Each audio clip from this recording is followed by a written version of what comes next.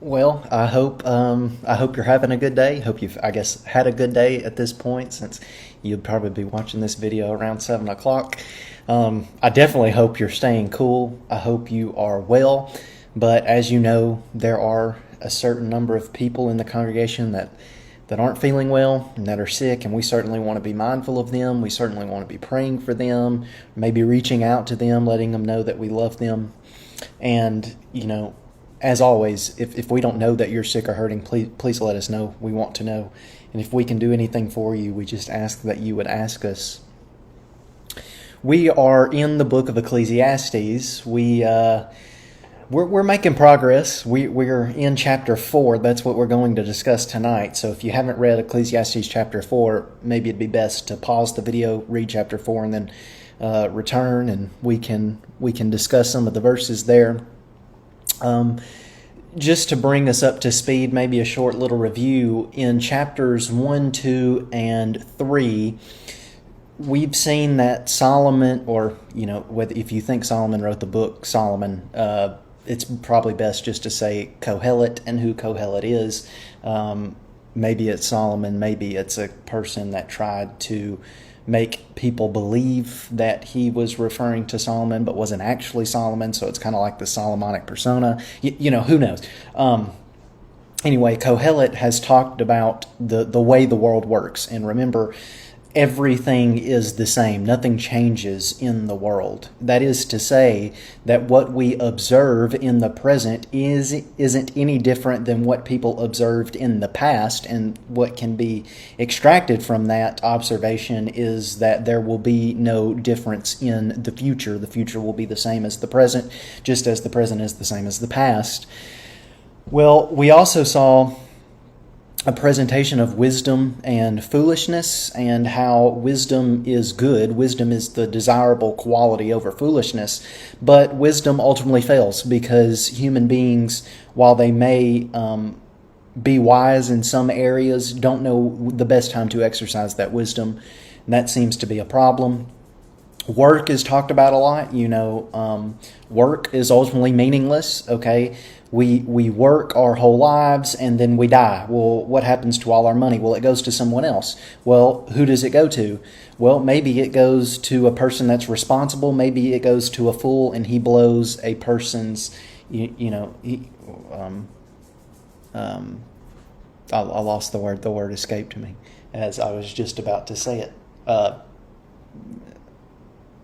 Blows a person's livelihood, I guess we should say. Or, the other problem is, what if you work to further something your entire life, and then all your research is left to another person and they just ultimately mess it up, and you spent your whole life doing so. So there's problems with work. Well, then we see key themes like death. Death is not a bad thing in the book of Ecclesiastes, because that seems to end the pain that we have on earth. Now, there's some questions as to what happens after death in the book. We'll talk maybe more about that a little later. And then there's this idea, that we are to enjoy the simple pleasures. Okay, you shouldn't invest totally in your work because it's meaningless. You shouldn't invest in riches because it's meaningless. You shouldn't invest in building extravagant buildings and all that sort of mess. It's meaningless. Enjoy the simple pleasures. Okay, eat, drink, and be merry. That's what we read in the book of Ecclesiastes. But as you might remember, how is God viewed in the book? Well, so far, he doesn't seem to have a very high idea of God. God is the one who ultimately gets to decide whether you can enjoy the simple pleasures of life. That is to say that maybe some people can't, and it seems to be the case that Kohelet wasn't given that gift by God, and he's very upset with him.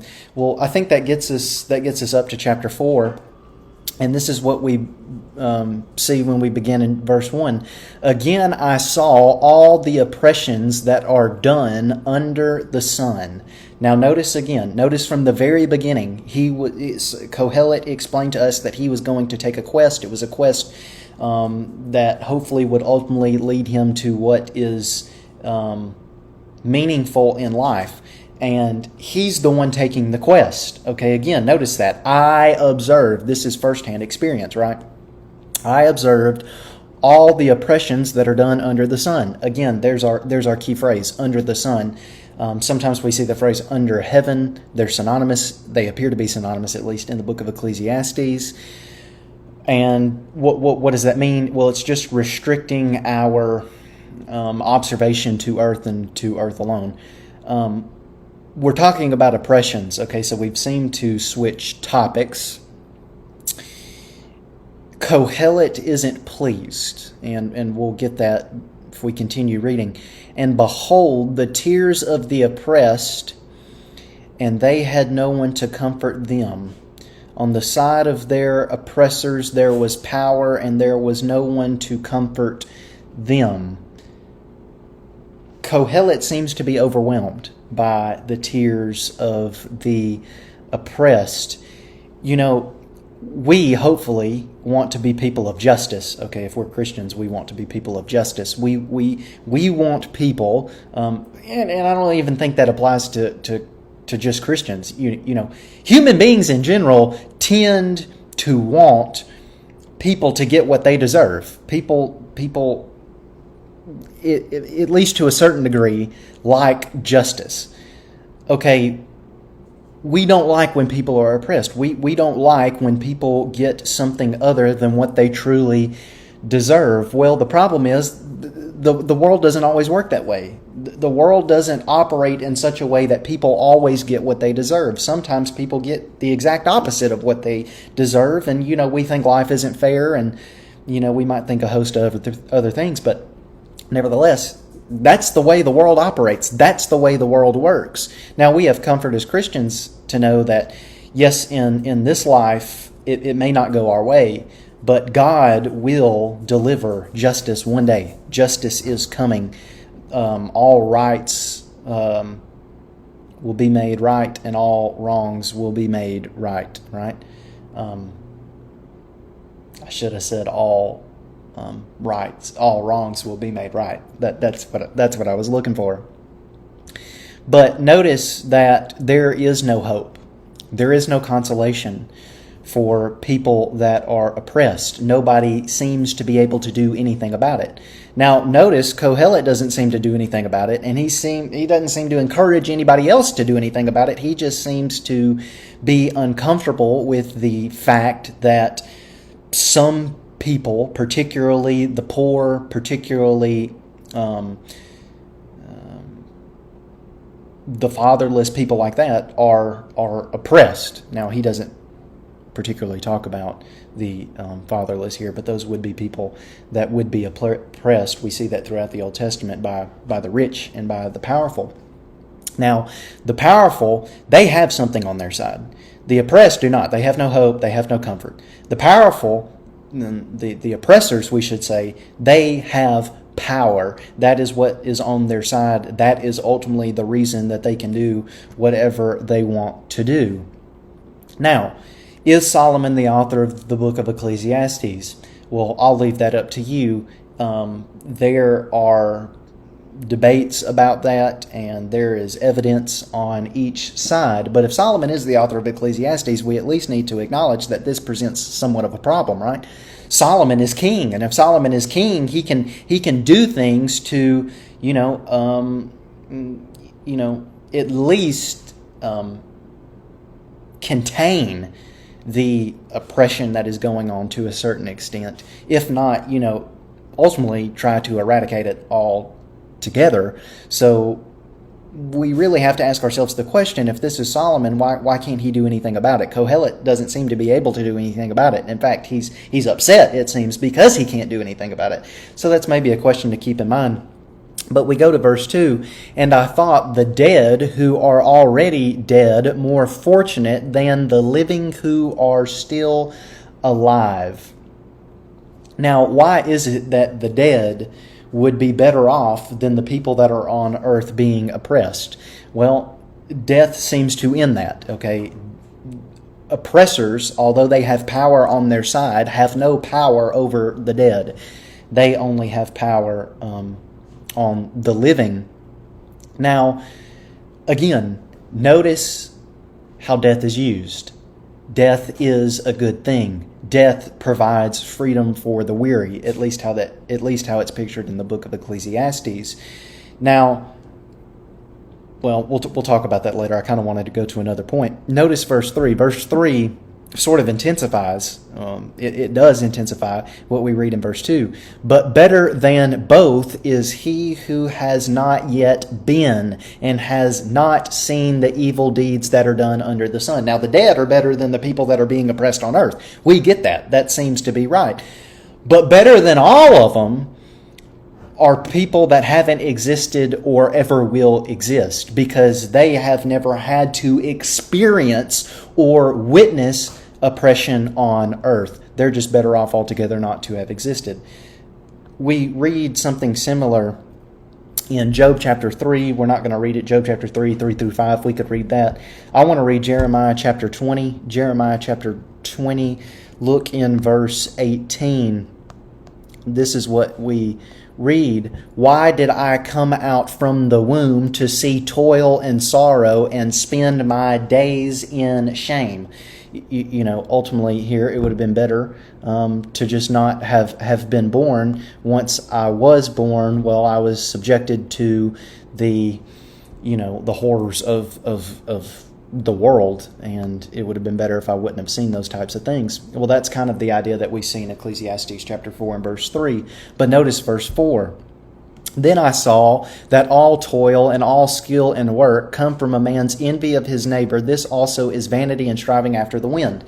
Now, why is work labeled as vanity?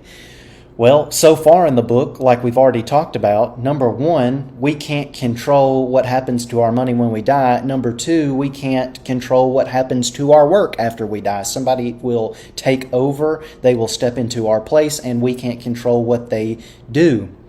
But here's another reason why work is bad. People are often motivated by jealousy. This is a fact. We observe this as human beings. We tend to look around and we tend to want what we don't have. We see somebody working hard. We see somebody with the job that makes all sorts of money, and guess what we want to do? We wish we were that person, and we might try to make ourselves that person. Maybe we try to pursue a degree, another degree, maybe, to be like that person. Maybe we do all sorts of things. That motivation is not good.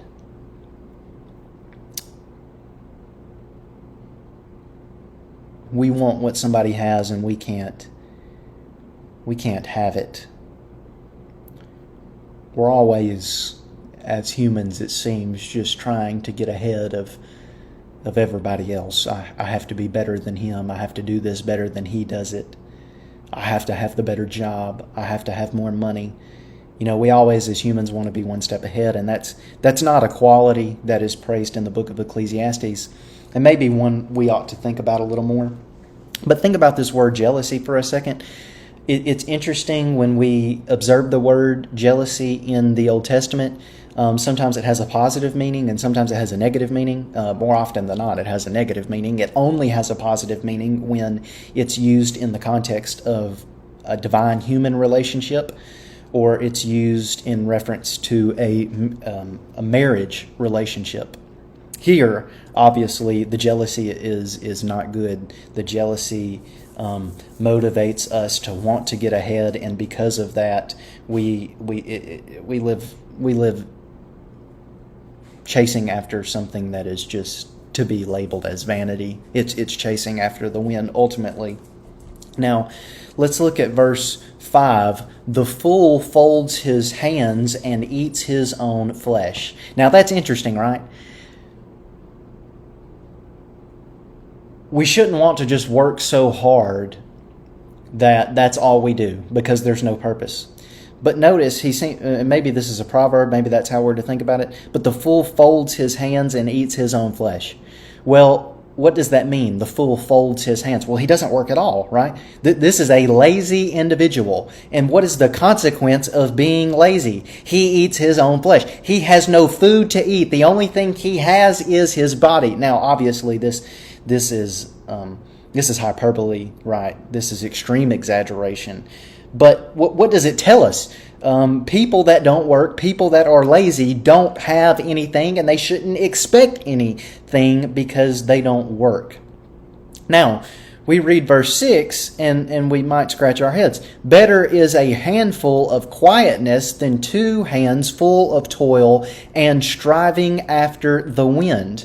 Hold on just a second. You seem to tell us, Kohelet, that work is not a good thing. But then you tell us that work is a good thing. It seems in verse 5, but now in verse 6 you tell us it's better to rest than to work. So how in the world does this make sense? Those seem to be two different things. They seem to be contradictory. Well, what are we to make of this? Obviously, one has to work if one wants to eat, right? We see that principle a number of times in the Bible. But in the context of what we read in verse 4, we shouldn't want to work so much that is all we do. There is value in rest. There is value in stepping away from the grind of life and relaxing and shutting off our brains. You know, society praises the idea that humans constantly have to be busy. That is to say, if humans aren't busy, it's a bad thing, and that's just not true, at least from what we see here. Moving on to verse 7, again I saw, notice again personal experience, vanity under the sun. Our quest is limited to the earth. One person who has no other, either son or brother, yet there is no end to all his toil, and his eyes are never satisfied with riches, so that he never asks, for whom I am toiling and depriving myself of pleasure. This also is vanity and unhappy business. Well, here, notice, first of all, that we don't have a specific individual in mind, a specific person in mind. We just have a general description of a person. Now, I think this is intentional on the part of the author. This is to make us think. You know, we read through this general description and we think to ourselves, oh, you know, I know somebody like that. It makes it more interactive, I guess we should say. But notice this is a description of meaninglessness, right? This describes a person that has no human relationships, a person that works all the time, that's all they do, and because of that, they don't have a wife, they don't have a relationship with their family, they don't have friends, they have nobody. In other words, work has totally taken over their life, and because of that, they don't have any relationships. Now, notice the son or brother, okay? Notice we have this person that works all the time and is never satisfied, always wants to be richer. They don't even have a son or a brother that can receive their inheritance if they were to die. It's just a sad picture. And sadly, that's where we have to leave off. We'll finish chapter 4 next week. I hope you have a great rest of the week. God bless.